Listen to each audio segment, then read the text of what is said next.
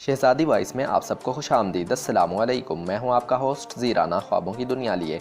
जी हां, आज की कहानी का उन्वान है ख्वाबों की दुनिया। तो चलिए शुरू करते हैं। एक दफ़ा का जिक्र है, कहीं एक नौजवान लकड़हारा अपने बाबा के साथ एक छोटे से लकड़ी से बने हुए घर में रहता था। काम करने के बाद वो हमेशा घर से बाहर एक कटे हुए तने पर बैठ जाता और ख्यालों में खो जाता। बड़ी देर तक इन्हीं ख्यालों में खोए हुए वो आसमान की तरफ देखता रहता। वो गाँव के दूसरे लोगों से भी कम बातचीत किया करता था। लोग उसकी इस आदत की वजह से उसका मजाक उड़ाया करते थे। फिर एक दिन जब उसके बाबा दुनिया से चले गए, नौजवान लकड़हारा मजीद अपने ख्वाबों में खो गया। एक दिन वो अपनी आदत के मुताबिक अपनी कटे हुए दरख्त की कुर्सी पर बैठा था। नौजवान लकड़हारा, जिसका नाम मूसा था, को नींद आ गई और वो सचमुच ख्वाबों की दुनिया में चला गया। इसने ख्वाब में आसमान से एक झूला उतरते देखा। उस झूले में एक इंतहाई खूबसूरत शहज़ादी बैठी हुई थी जो ये झूला झूल रही थी। वो झूल भी रही थी और साथ साथ गुलाब के फूल भी ज़मीन पर फेंक रही थी। ये नज़ारा कई सालों तक जारी रहा और फिर ये झूला शहज़ादी को लेकर आहिस्ता आहिस्ता बुलंद होने लगा और फिर आसमान की वसअतों में गुम हो गया। जब मूसा नींद से बेदार हुआ तो ये देखकर हैरान रह गया कि कटे हुए तने के इर्द गिर्द गुलाब के फूल ही फूल बिखरे हुए हैं। अगले दिन वो दोबारा सोया और उसने फिर यही ख्वाब देखा।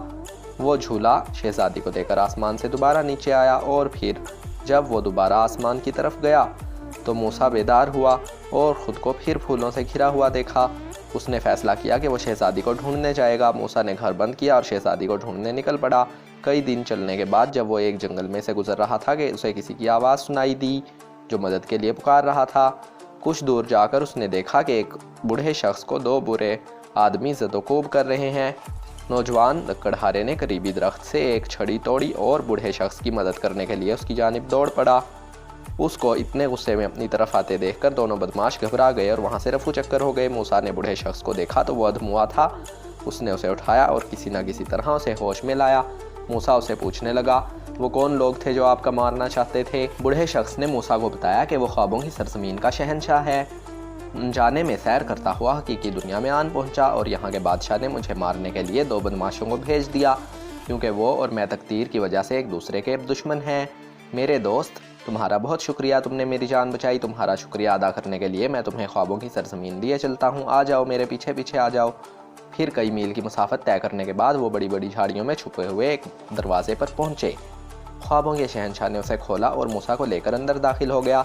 ये दरवाज़ा एक गार में खुलता था जिसमें सीढ़ियाँ बनी हुई थीं जो ज़मीन की गहराई में मीलों नीचे जाती थीं। इस गार में दिलकश बागात थे जिनमें खुशनुमा फूल खिले हुए थे। इंतहाई दिलफरेब झील थी जिसमें सोने चांदी से मुनक्किश कश्तियाँ रवां थीं। हर तरफ सायादार दरख्त थे जिन पर शोख रंगों वाले सुरीले परिंदे गा रहे थे। मूसा हैरानी से इधर उधर देख रहा था। शहंशाह बोला, मेरे साथ आओ, मैं तुम्हें अपने दो तखय्युल मिलाऊं। एक तखय्युल सोच का नाम अच्छा ख्वाब और दूसरे का नाम बुरा ख्वाब है। फिर उसने नौजवान लकड़हारे का हाथ पकड़ा और उसे लेकर इंतहाई आलीशान किले में दाखिल हो गया। वो जब किले में दाखिल हो रहे थे तो उन्होंने एक ख्वाब को किले से बाहर जाते हुए देखा।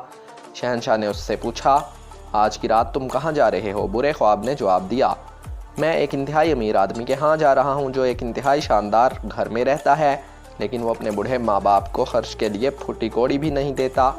हर रात मैं ख्वाब की सूरत में उसके जहन में नमूदार होता हूँ।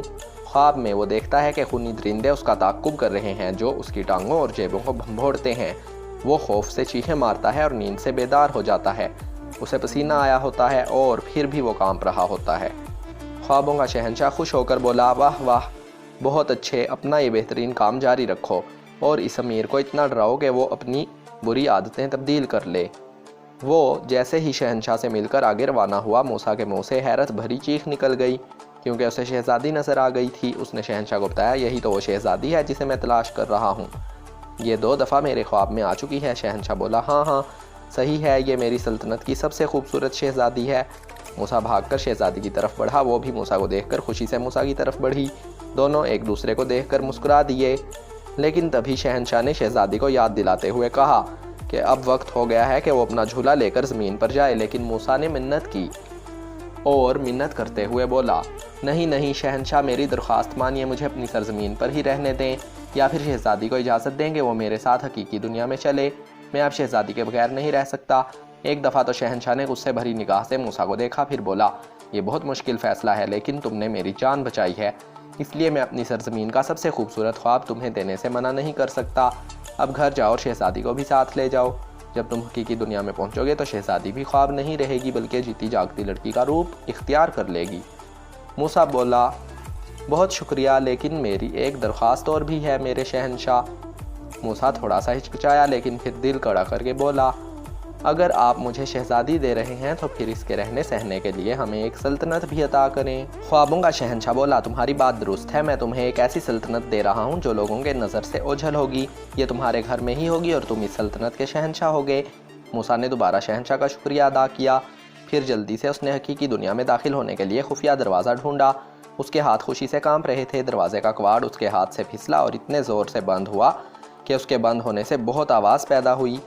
اس آواز کی گونج اتنی تھی کہ موسیٰ کے دماغ سے خوابوں کی سرزمین کی تمام یادداشت ختم ہو گئی۔ جب اس کے اوسان بحال ہوئے تو اس نے دیکھا کہ وہ اپنے کٹے ہوئے تنے والی کرسی پر بیٹھا ہے جو اس کے گھر کے عین باہر تھا۔ شہزادی بھی عام لیکن بہت خوبصورت لڑکی کے روپ میں اس کے قریب بیٹھی ہوئی تھی۔ وہ اکٹھے گھر میں داخل ہوئے تو اندر سے گھر بالکل بدل چکا تھا، جس کے فرش دبیز قالینوں سے اٹے تھے۔ اب نوس کی لکڑی کا فرنیچر ایستادہ اور اطلس و حریر کے پردے لہرا رہے تھے۔ کمروں میں نوکر چاکر بھاگے پھر رہے تھے۔ وہ جب ان دونوں کے قریب سے گزرتے تو بار بار جھک کر سلام کرتے، اسے بادشاہ اور شہزادی کو ملکہ کہہ کر پکارتے۔ وہ دونوں بہت خوش تھے۔ پھر خدا نے انہیں 6 بچے دیے جو ایک سے بڑھ کر ایک خوبصورت تھے اور بڑے ہو کر انتہائی خوبصورت شہزادے اور شہزادیاں بنے۔